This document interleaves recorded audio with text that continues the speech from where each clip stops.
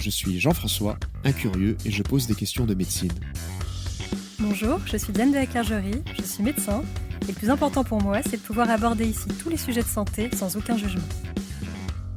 Bienvenue dans la seconde partie de l'épisode consacré à la maladie d'Alzheimer, en compagnie de la neurologue Elsa Mana. Dans la première partie, nous avons notamment abordé les symptômes de la maladie, les principaux facteurs de risque et ainsi que certaines pistes pour les prévenir. Nous vous conseillons fortement de l'écouter si ce n'est pas encore fait. Et en tous les cas, bonne écoute. Donc, un mot d'ordre pour nos auditeurs, soyez curieux. Complètement. Et faites des jeux de société avec vos petits-enfants, ça aide beaucoup. Et jouez. Excellent.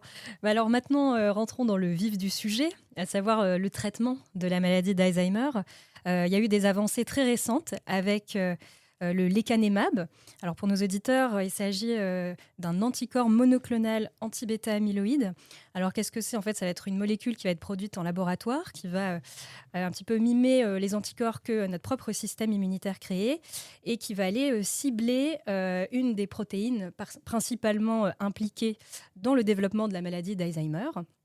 Et donc ce lecanemab a été autorisé récemment en Europe pour des patients atteints d'une maladie d'Alzheimer à un stade précoce, malgré quand même quelques effets indésirables non négligeables, comme le risque hémorragique.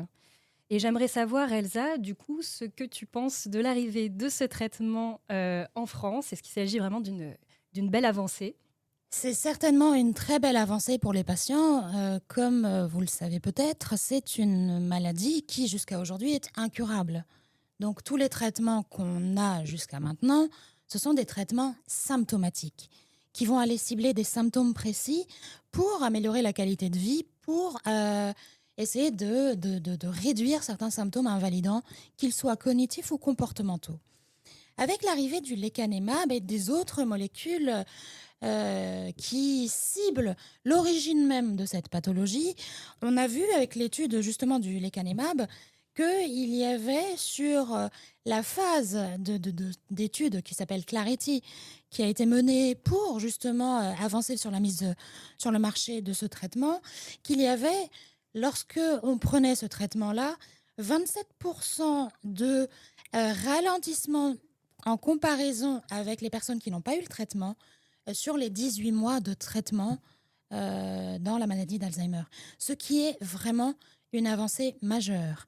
C'est-à-dire qu'aujourd'hui, quand je parle de ralentissement de l'évolution de la maladie, je parle d'un ralentissement du déclin cognitif, je parle d'une meilleure qualité de vie, je parle d'un ralentissement aussi de la perte d'autonomie dans cette maladie. Donc, c'est une réelle avancée. C'est quelque chose qu'on va voir arriver, j'espère, en France prochainement, maintenant qu'on a l'autorisation de la mise sur le marché européen. Et bien évidemment, il va falloir cadrer cette mise sur le marché pour éviter justement les effets secondaires en sélectionnant très très bien les patients qui auront accès à ce traitement-là pour assurer une sécurité maximale de l'administration de ce traitement. Merci Elsa pour ces explications. C'est vrai que c'est un bel espoir pour tous les patients et leurs proches. Et justement, est-ce que tu pourrais nous dire, toi, dans ton cas particulier, est-ce que tu penses avoir beaucoup de patients qui pourraient être éligibles à ce traitement ? Oui, de tête, je dirais oui. La Fédération des centres mémoire en France a sorti un article assez exhaustif sur qui pourrait bénéficier de ce traitement en prenant en compte les risques et les facteurs de risque aussi d'aggravation et les stades de la maladie. Et de tête, j'ai tendance à dire, il y a beaucoup de patients que je suis et que mes collègues suivent qui seraient éligibles. Et surtout, aujourd'hui, on voit une sorte, si je peux le dire, une sorte de levée d'omerta sur les troubles cognitifs aussi en France. C'est-à-dire qu'on a moins honte, on est plus enclin à aller consulter lorsqu'on a des troubles cognitifs parce qu'il y a dans l'inconscient collectif, dans le conscient collectif justement, cette idée il va y avoir des traitements que les gens se disent, bon, on va y aller pour espérer obtenir des traitements pour améliorer. Donc, on a aussi moins peur d'aller consulter. Et donc, on consulte souvent, parfois aussi, à des phases plutôt précoces. Et donc, on serait éligible, si la maladie était diagnostiquée, pour ce genre de traitement. Alors, justement, là, on parlait encore une fois des stades précoces de la maladie. Mais j'imagine que pour tous les stades, tu as d'autres conseils de prise en charge, il y a d'autres traitements à mettre en place. Effectivement, la prise en charge de la maladie d'Alzheimer est une prise en charge globale. On prend en charge le patient dans sa globalité, que ce soit sur le plan des symptômes, mais aussi sur le plan social. Et c'est un accompagnement, comme je le dis toujours. Sur le plan des symptômes, on a des traitements qui sont médicamenteux et des traitements qui sont non médicamenteux. Sur les traitements médicamenteux, on va aller jouer sur les symptômes qui soient de l'ordre de la dépression, de l'anxiété, parfois aussi des symptômes cognitifs pour lesquels on va avoir des traitements aussi pour améliorer certains symptômes comme la planification, le raisonnement, ce qu'on appelle les fonctions exécutives. Et sur le plan non médicamenteux, on va avoir de la stimulation cognitive, des ateliers avec des neuropsychologues, avec des orthophonistes, l'activité physique adaptée, parfois même des techniques de relaxation dans les cas d'anxiété ou autres. Donc, on va avoir la musicothérapie, l'art-thérapie, enfin, je peux en nommer plusieurs. Et donc, c'est une prise en charge qui est adaptée au stade de la maladie. Ça peut être au stade les plus précoces jusqu'au stade sévère, bien évidemment adapté, comme je le disais, qui est une prise en charge globale et qui nécessite plusieurs intervenants. Oui, donc c'est quand même toujours bon à savoir que peu importe où on en est dans la maladie, il y a toujours des actions à mettre en place avec une équipe pluridisciplinaire et qu'on peut être accompagné quoi qu'il arrive. Maintenant, je vais passer quand même à une question un petit peu plus délicate, puisque pour revenir au stade précoce, donc on peut diagnostiquer vraiment très tôt la maladie aujourd'hui, chez des sujets en plus relativement jeunes, de moins de 60 ans, 65 ans, et ça va se faire notamment grâce à la ponction lombaire, mais aussi grâce à un examen qu'on appelle la tape cérébrale, qui est un examen d'imagerie de médecine nucléaire où on étudie le métabolisme du cerveau pour essayer de détecter des signes qui vont être plus ou moins évocateurs de pathologies neuroévolutives. Et étant donné l'efficacité encore relativement modérée des traitements qu'on a actuellement pour la maladie d'Alzheimer, notamment en France, j'aimerais avoir ton avis en tant qu'experte en éthique médicale pour te demander ce que tu penses de cette détection précoce, notamment chez les plus jeunes, alors qu'on ne peut pas forcément, pour l'instant, leur proposer de traitements réellement efficaces. C'est effectivement un sujet très vaste.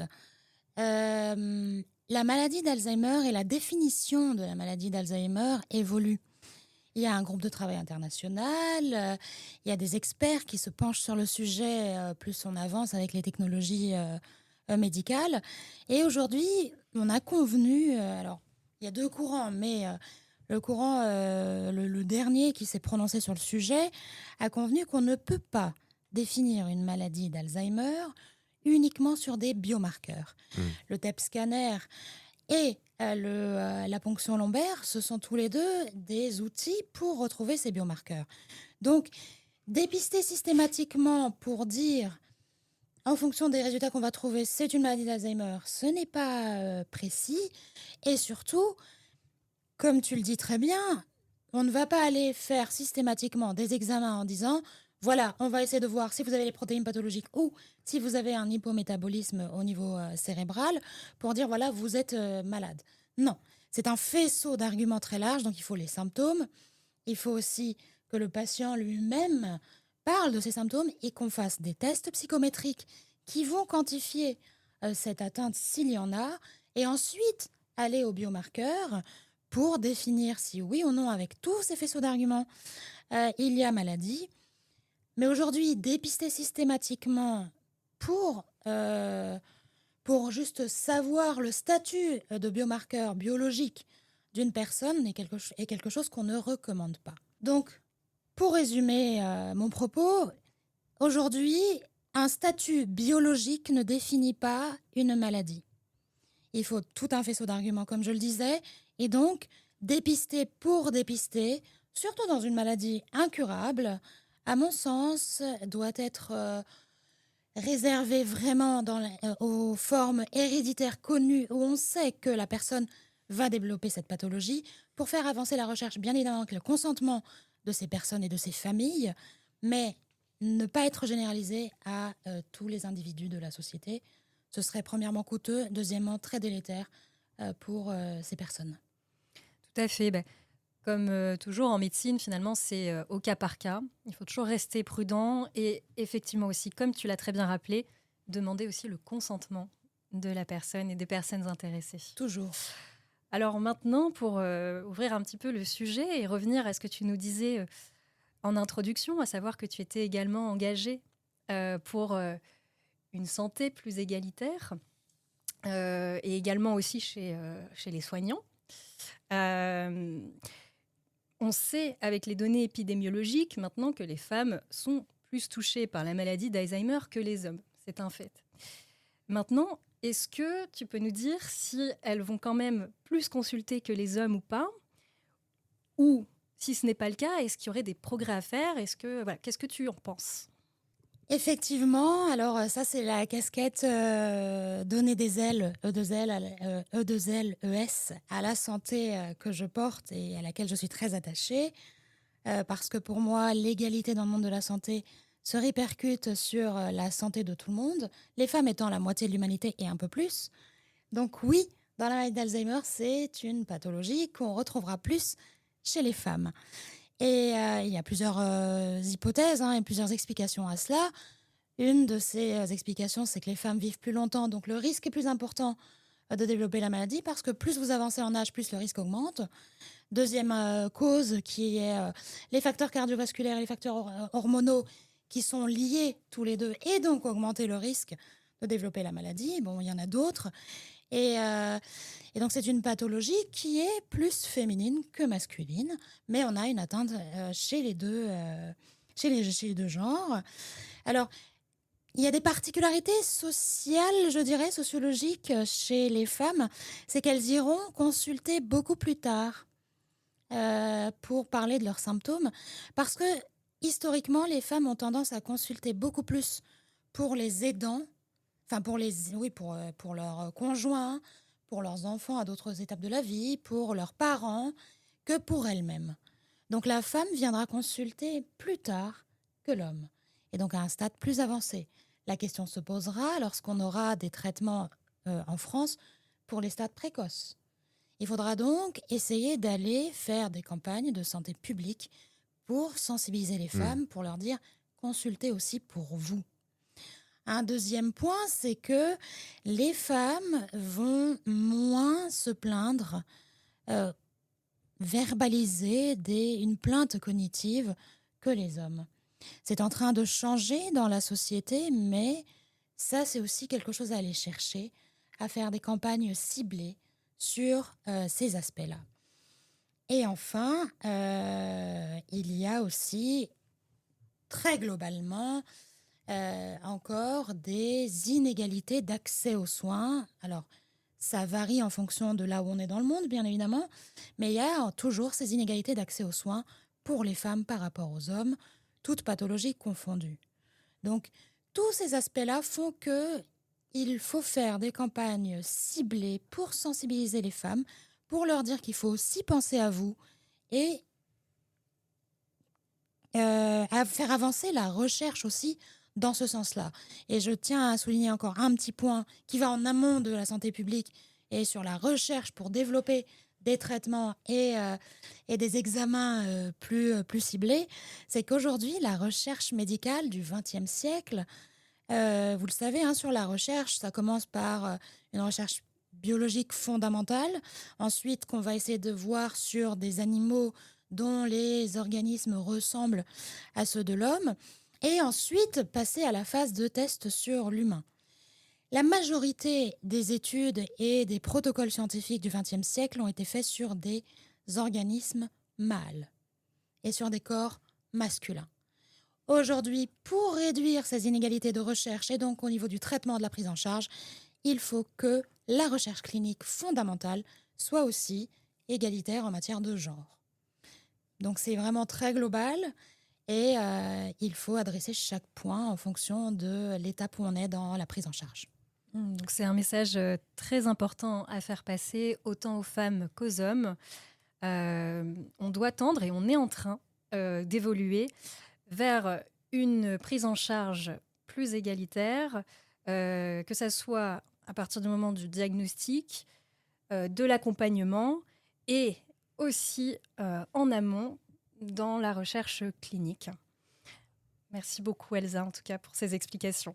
Il est désormais temps de conclure notre épisode de J'ai une question docteur. Elsa, une question, est-ce qu'on peut conclure avec le mot la maladie d'Alzheimer et la maladie du siècle ?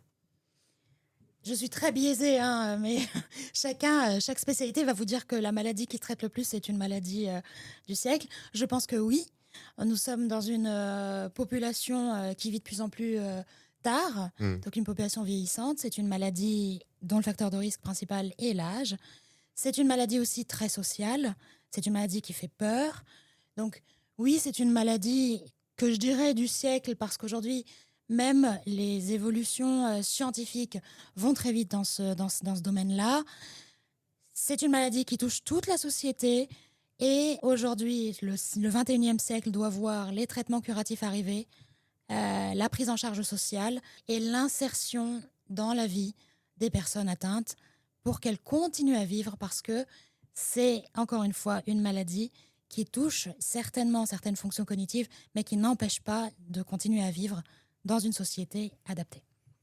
Bien, merci beaucoup Elsa pour ces éléments de conclusion. Heureusement, il existe des moyens simples pour prévenir et ralentir l'évolution de la maladie. Mesdames, je vous remercie. Nous clôturons aujourd'hui avec cet épisode la saison 1 de J'ai une question docteur. Nous nous retrouverons à partir du mercredi 3 septembre avec Diane pour une deuxième saison de J'ai une question docteur qui promet d'être incroyable avec encore plus d'invités exceptionnels. Nous vous souhaitons une bonne journée à tous. D'ici là, prenez soin de vous.